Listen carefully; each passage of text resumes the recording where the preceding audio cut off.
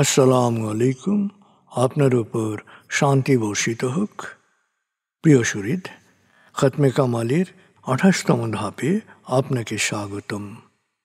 আপনি জানেন, রোগ শোক, বিপদ আপদ, আসমানি জমিনি বালা মুসিবত, সকল ধরনের অস্থিরতা, অশান্তি, অনিশ্চয়তা, নিরাপত্তাহীনতা, দুর্যোগ, দুর্বিপাক, আজাব গজব থেকে মুক্তির জন্যে খতমে কামালি এক সহজ আমল। খতমে কামালির এই আমলের মধ্য দিয়ে প্রার্থনাকারী প্রার্থনার সাথে মিশে যান। আসলে প্রার্থনাকারী যখন প্রার্থনার সাথে মিশে যান, তখন প্রার্থনা কবুল হয়। খতমে কামালি প্রার্থনা কবুলের এই পরম মুহূর্তে আপনাকে নিয়ে যাবে। তাই নিজের, অন্যের, সমাজের, দেশের, মানব জাতির যে কোনো কল্যাণের নিয়তে আপনি এই আমলে অংশ নিন। আপনি সকল বিপদ আপদ, বালা মুসিবত মুক্ত হন। আপনার জন্যে কল্যাণকর সকল দোয়া আল্লাহ কবুল করুন। সব সময় আল্লাহ আমাদেরকে তার রহমতের ছায়ায় রাখুন। এই কামনা করে আমি শহীদ আল বুখারী মহাজাতক খতমে কামালির পুরো প্রক্রিয়ায় আপনার সাথে থাকছি। আসুন এবার আমরা ডুবে যাই সত্যের গভীরে।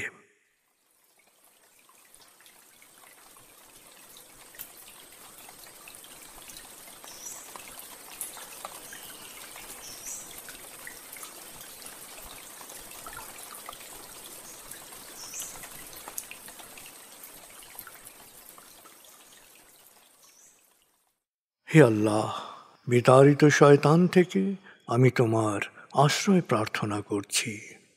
দয়াময় মেহেরবান আল্লাহর নামে। আয়াতুল মুলক। হে আল্লাহ, সকল ক্ষমতার মালিক, তুমি যাকে ইচ্ছা ক্ষমতা দান করো, যাকে ইচ্ছা ক্ষমতাচ্যুত করো, যাকে ইচ্ছা সম্মানিত করো, যাকে ইচ্ছা অপমানিত করো। তুমি সর্বশক্তিমান, সকল কল্যাণ ও মঙ্গলের আধার। তুমি দিনকে ছোট করে বড় করো রাত, আবার রাতকে ছোট করে বড় করো দিন।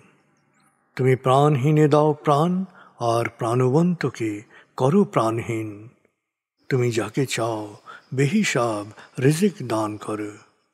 সূরা আলে ইমরান আয়াত 26-27। আয়াতুল কুরসি। আল্লাহ ছাড়া কোনো উপাস্য নেই। তিনি শাশ্বত, চিরঞ্জীব, বিশ্ব প্রকৃতির সর্বসত্তার ধারক। তিনি তন্দ্রা নিদ্রাহীন, সদা সজাগ, মহাকাশ ও পৃথিবীর সব কিছুর মালিক। তার সদয় অনুমতি ছাড়া তার কাছে সুপারিশ করার সাধ্য কারো নেই। দৃশ্যমান বা দৃশ্য, অতীত বা ভবিষ্যৎ, সৃষ্টির সব কিছুই তিনি জানেন। তিনি যতটুকু জানাবেন, এর বাইরে তার জ্ঞানের সীমানা সম্পর্কে ধারণা করা কারো পক্ষেই সম্ভব নয়। তার আসন, তার কর্তৃত্ব পৃথিবী ও নভমণ্ডলের সর্বত্র বিস্তৃত, আর তার সংরক্ষণে তিনি অক্লান্ত। তিনি সর্বোচ্চ, সুমহান।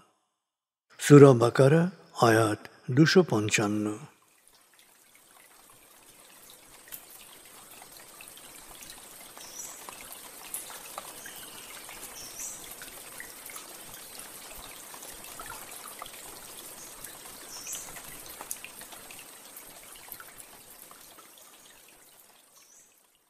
আসুন আমরা ধীরে ধীরে ডুবে যাই হৃদয়ের গভীরে নবী প্রেমে। বলগল উলা বিকমালিহি, কশফত দুজা বিজমালিহি, হসনত জমিও খিসালিহি, সল্লু আলিহি ওয়ালিহি। بلغ العلا بكماله كشف الدجى بجماله حسنت جميع خصاله صلوا عليه وآله।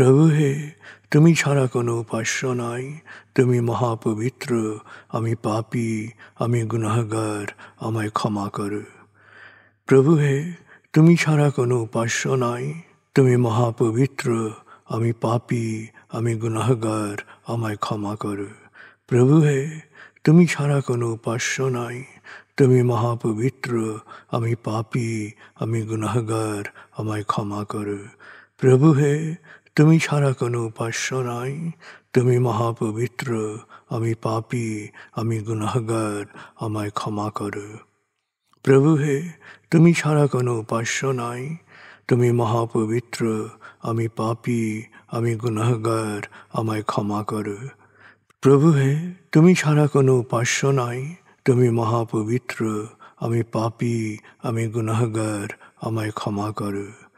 প্রভু হে, তুমি ছাড়া কোনো উপাস্য নাই, তুমি মহাপবিত্র, আমি পাপী, আমি গুনাহগার, আমায় ক্ষমা করো। প্রভু হে, তুমি ছাড়া কোনো উপাস্য নাই, তুমি মহাপবিত্র, আমি পাপী, আমি গুনাহগার, আমায় ক্ষমা করো। প্রভু হে, তুমি ছাড়া কোনো উপাস্য নাই, তুমি মহাপবিত্র, আমি পাপী, আমি গুনাহগার, আমায় ক্ষমা করো। প্রভু হে, তুমি ছাড়া কোনো উপাস্য নাই, তুমি মহাপবিত্র, আমি পাপী, আমি গুনাহগার, আমায় ক্ষমা করো। প্রভু হে, তুমি ছাড়া কোনো উপাস্য নাই, তুমি মহাপবিত্র, আমি পাপী, আমি গুনাহগার, আমায় ক্ষমা করো। প্রভু হে, তুমি ছাড়া কোনো উপাস্য নাই, তুমি মহাপবিত্র, আমি পাপী, আমি গুনাহগার, আমায় ক্ষমা করো। প্রভু হে, তুমি ছাড়া কোনো উপাস্য নাই, তুমি মহাপবিত্র, আমি পাপী, আমি গুনাহগার, আমায় ক্ষমা করো। প্রভু হে, তুমি ছাড়া কোনো উপাস্য নাই, তুমি মহাপবিত্র, আমি পাপী, আমি গুনাহগার, আমায় ক্ষমা করো। প্রভু হে, তুমি ছাড়া কোনো উপাস্য নাই, তুমি মহাপবিত্র, আমি পাপী, আমি গুনাহগার, আমায় ক্ষমা করো। প্রভু হে, তুমি ছাড়া কোনো উপাস্য নাই, তুমি মহাপবিত্র, আমি পাপী, আমি গুনাহগার, আমায় ক্ষমা করো। প্রভু হে, তুমি ছাড়া কোনো উপাস্য নাই, তুমি মহাপবিত্র, আমি পাপী, আমি গুনাহগার, আমায় ক্ষমা করো। প্রভু হে, তুমি ছাড়া কোনো উপাস্য নাই, তুমি মহাপবিত্র, আমি পাপী, আমি গুনাহগার, আমায় ক্ষমা করো।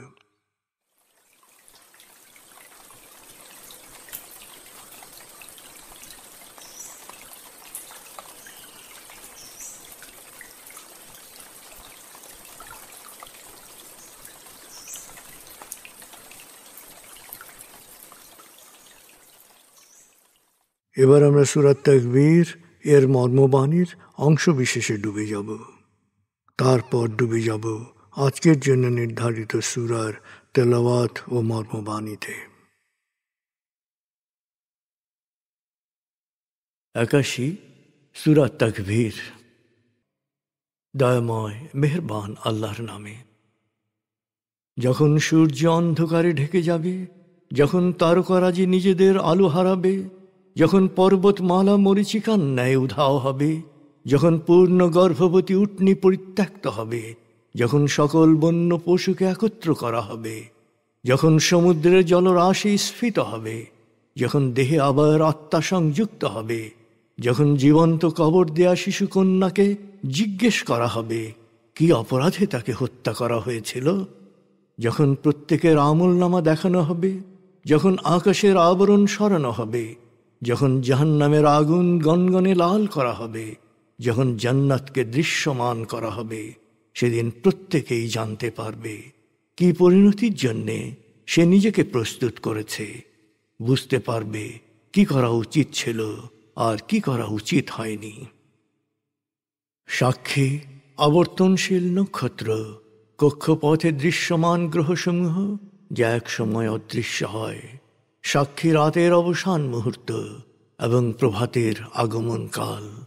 নিশ্চয়ই এই কোরআন আরশের সার্বভৌম অধিপতির নিকট উচ্চ মর্যাদা সম্পন্ন সম্মানিত রসুলের মুখ নিঃসৃত, যার কথা অবশ্যই বিশ্বাসযোগ্য ও মানা উচিত।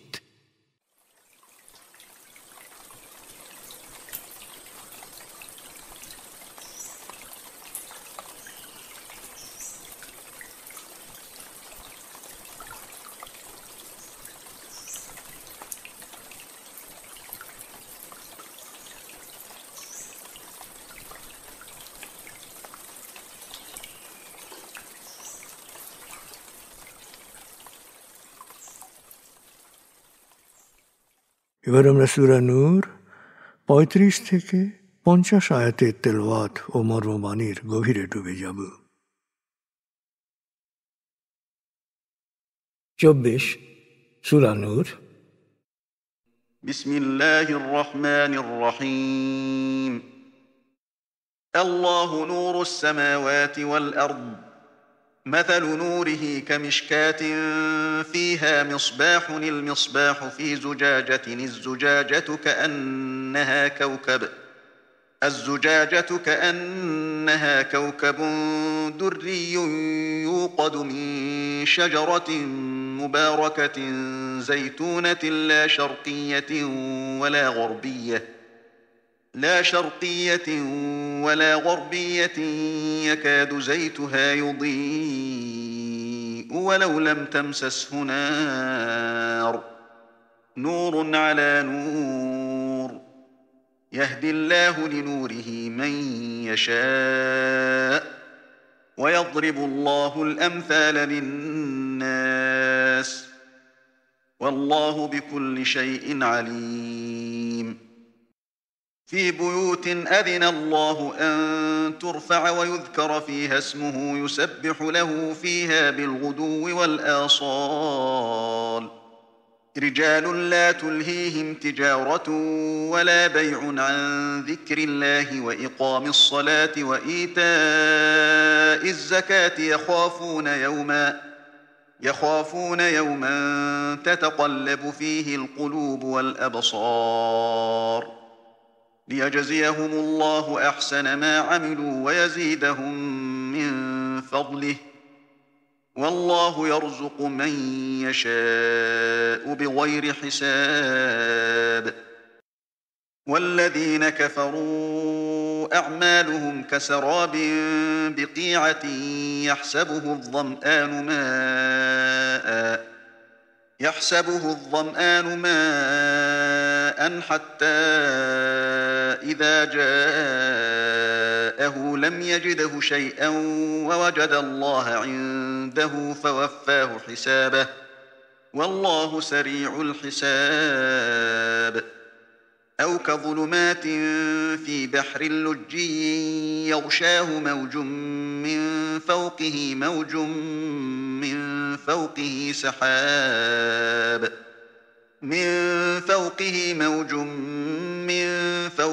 سحاب ظلمات بعضها فوق بعض إذا أخرج يده لم يكد يراها ومن لم يجعل الله له نورا فما له من نور.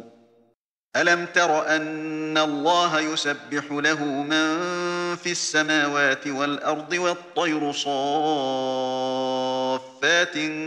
كل قد علم صلاته وتسبيحه والله عليم بما يفعلون.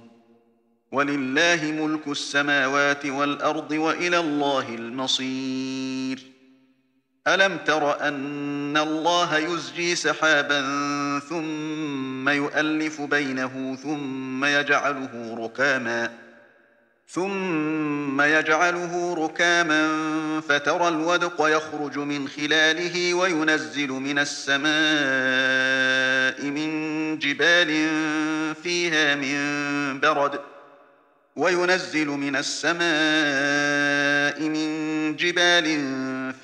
من برد فيصيب به من يشاء ويصرفه عن من يشاء يكاد سنا برقه يذهب بالأبصار يقلب الله الليل والنهار إن إن في ذلك لعبرة لأولي الأبصار والله خلق كل دابة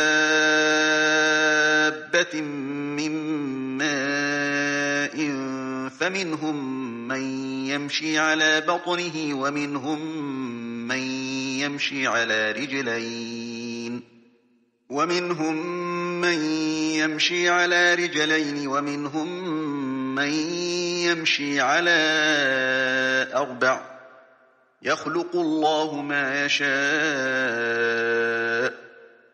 إن الله على كل شيء قدير لقد أنزلنا آيات مبينات والله يهدي من يشاء إلى صراط مستقيم ويقولون آمنا بالله وبالرسول وأطعنا ثم يتولى فريق منهم من بعد ذلك وما أولئك بالمؤمنين وإذا دعوا إلى الله ورسوله ليحكم بينهم إذا فريق منهم معرضون وإن يكن لهم الحق يأتوا إليه مذعنين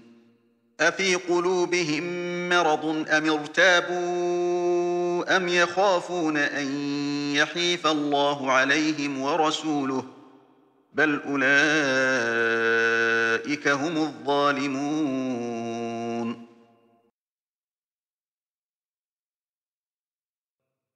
দয়াময় মেহেরবান আল্লাহর নামে। আল্লাহ মহাকাশ ও পৃথিবীর সকলের পথ প্রদর্শক জ্যোতি।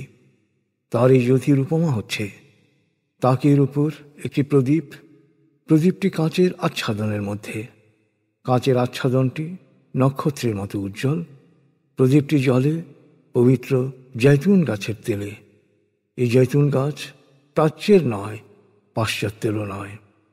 আগুনের স্পর্শ ছাড়াই তেল আপনা আপনি প্রজ্বলিত থেকে আলো বিকিরণ করছে। জ্যোতির ওপর জ্যোতি। যে সৎপথ চায় আল্লাহ তাকে তার জ্যোতির পথ প্রদর্শন করেন। আল্লাহ এভাবেই উপমা দিয়ে মানুষকে বুঝিয়ে থাকেন। সকল বিষয়ে আল্লাহ সম্পূর্ণ ওয়াকিবহাল। তিনি যে ঘরগুলোর মর্যাদা সমুন্নত করেছেন এবং যেখানে তার নাম স্মরণ করার নির্দেশ দিয়েছেন, সেখানে আল্লাহর জ্যোতিতে আলোকিত মানুষেরা সকাল সন্ধ্যা তার মহিমা ঘোষণা করে। ব্যবসা বাণিজ্য ও বৈষয়িক লেনদেনও কখনো তাদেরকে আল্লাহর স্মরণ হতে, নামাজ কায়েম ও যাকাত আদায় থেকে বিরত রাখতে পারে না। তারা শঙ্কিত থাকে সেই মহাবিচার দিবস নিয়ে, যেদিন বহু হৃৎপিণ্ড স্তব্ধ ও দৃষ্টি বিস্ফারিত হয়ে যাবে। তারা প্রত্যাশা করে সেদিন আল্লাহ তাদের কাজের উত্তম প্রতিফল দেবেন, অতিরিক্ত অনুগ্রহে ধন্য করবেন। আল্লাহ যাকে চান বেহিসাব দান করেন। কিন্তু যারা ক্রমাগত সত্য অস্বীকার করে চলছে, তাদের কর্ম মরুভূমির মরীচিকা সদৃশ। পিপাসার্ত মানুষ একে পানি মনে করে এগিয়ে যায়, কিন্তু যখন সেখানে গিয়ে পৌঁছায় তখন দেখে বিশাল শূন্যতা। একইভাবে মহাবিচার দিবসে যখন সে আল্লাহর সম্মুখে উপস্থিত হবে, তখন দেখবে তার সকল কর্ম নিষ্ফল হয়েছে সত্য অস্বীকার করার জন্যে। আর তিনি দ্রুত হিসাব চুকিয়ে দেবেন। আল্লাহ হিসাব গ্রহণে অতি দ্রুত ও সূক্ষ্ম। অথবা তাদের কর্মের উপমা হচ্ছে সমুদ্রতলের গভীর অন্ধকার। তরঙ্গের উপর তরঙ্গ যে অন্ধকারকে করেছে আরো গভীর, তার উপর আচ্ছন্ন করে রয়েছে কালো মেঘ। স্তরে স্তরে শুধু জমাট বাঁধা অন্ধকার। কেউ হাত বাড়ালো তা সে মোটেই দেখতে পায় না। আল্লাহ যাকে আলো দেন না, তার জন্যে কোনো আলো নেই। তুমি কি সচেতন নও যে মহাকাশ ও পৃথিবীর সকল সৃষ্টি, এমনকি উড়ন্ত পাখিরাও আল্লাহর পবিত্রতা ও মহিমা ঘোষণা করে? প্রত্যেকেই জানে তার ইবাদত ও মহিমা ঘোষণার নিয়ম। আর ওরা যা করে সে বিষয়ে আল্লাহ ভালো করেই জানেন, কারণ মহাবিশ্বের সব কিছুর সার্বভৌমত্ব শুধু আল্লাহর। তার কাছেই সবাইকে ফিরে যেতে হবে। তুমি কি লক্ষ্য করো না, আল্লাহ মেঘমালাকে সঞ্চালিত করেন, তারপর তা একত্র করে পুঞ্জীভূত করেন, তারপর সেখান থেকে বৃষ্টি নামে যা তুমি দেখো। তিনি আকাশে পর্বত সম পুঞ্জীভূত মেঘকে শিলাস্তূপে রূপান্তরিত করে শিলাবৃষ্টি ঘটান। যার উপর ইচ্ছা শিলা বর্ষণ করেন, যাকে ইচ্ছা রক্ষা করেন। আর কখনো কখনো বিদ্যুতের চমক চোখ ধাঁধিয়ে দেয়। আল্লাহ রাত ও দিনের আবর্তন ঘটান। অন্তর্দৃষ্টি সম্পন্নদের জন্যে এতে রয়েছে উজ্জ্বল নিদর্শন। আল্লাহ পানি থেকে সকল প্রাণীর উন্মেষ ঘটিয়েছেন। ওদের কিছু বুকে ভর দিয়ে চলে, কিছু 2 পায়ে ও কিছু 4 পায়ে। তিনি যা চান তাই সৃষ্টি করেন। নিশ্চয়ই আল্লাহ সর্ববিষয়ে সর্বশক্তিমান। সুস্পষ্টভাবে সত্যের বর্ণনা দিয়ে আমি আমার বাণীসমূহ নাজিল করেছি। আল্লাহ সত্যপথ তাকেই দেখান যে পথ খোঁজে। অনেকেই বলে, আমরা আল্লাহ ও রসুলে বিশ্বাস করি এবং আনুগত্য করি, কিন্তু এই কথা বলার পরে অনেকেই আবার মুখ ফিরিয়ে চলে যায়। ওরা আসলেই বিশ্বাসী নয়। ওদের বিবদমান বিষয়ে ফয়সলা করে দেওয়ার জন্যে যখন ওদেরকে আল্লাহ ও রসুলের দিকে ডাকা হয়, তখন অনেকেই মুখ ফিরিয়ে নেয়। আবার রায় ওদের পছন্দ মতো হবে মনে করলে তা মেনে নিতে প্রস্তুত থাকে। ওদের অন্তর কি মুনাফিকির ব্যাধিতে আক্রান্ত? না, ওরা ওহি সম্পর্কে সন্দিগ্ধ। না, ওরা ভয় করে যে আল্লাহ ও তার রসুল ওদের উপর অবিচার করবেন। আসলে ওরা জালেম।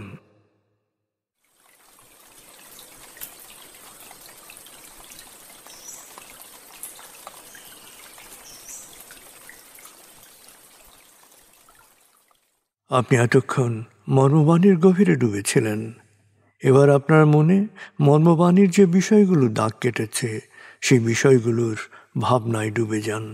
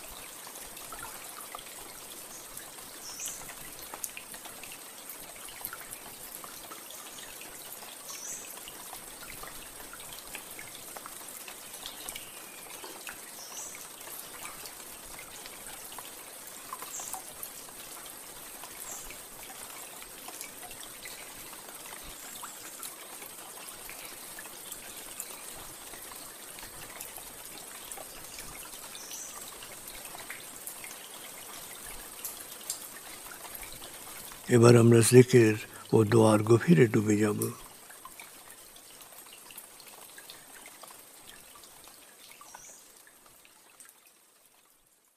এবার হালকাভাবে চোখ বন্ধ করুন, লম্বা দম নিন, নাক দিয়ে দম নিন, আস্তে আস্তে মুখ দিয়ে দম ছাড়ুন।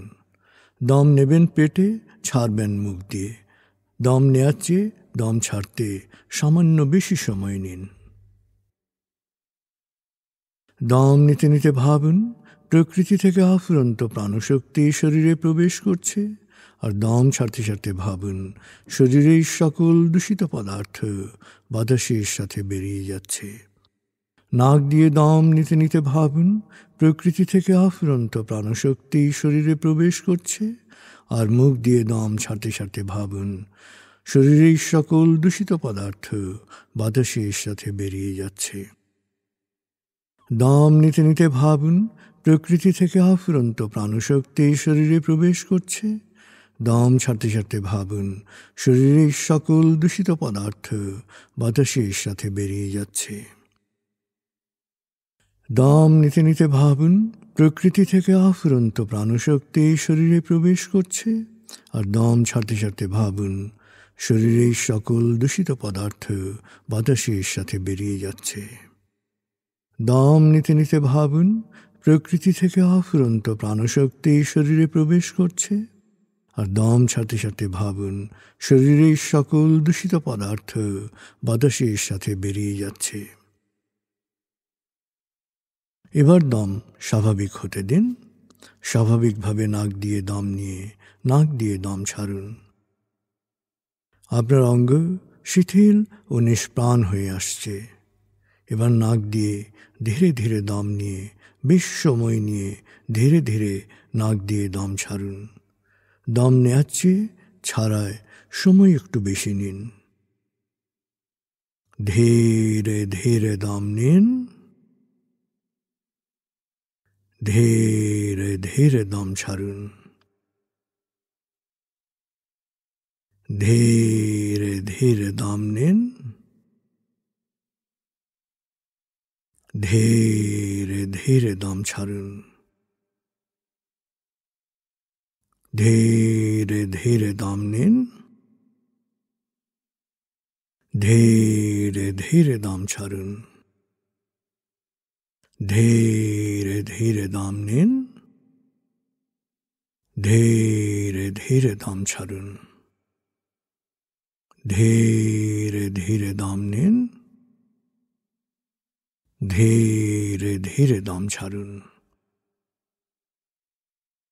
এবার দম স্বাভাবিক হতে দিন। আপনি এখন দম খেয়াল করুন। বাতাস নাক দিয়ে ফুসফুসে প্রবেশ করছে, আবার বেরিয়ে আসছে। আপনার পুরো মনোযোগ নাকে দমের প্রবেশ পথে দিন। বাতাস স্বাভাবিক যাওয়া আসা করুক, আপনি শুধু দম খেয়াল করুন।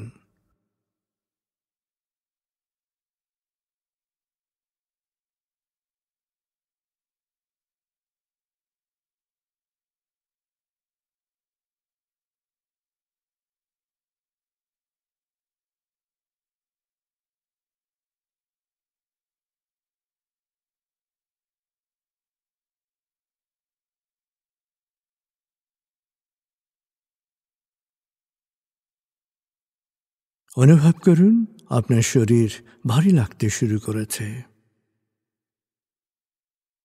আরাম আরাম আরাম অনুভব করুন শীতলতা স্রোতের মতো, বরফ গলা পানির মতো আপনার মাথা থেকে শরীর বেয়ে নিচের দিকে নেমে যাচ্ছে।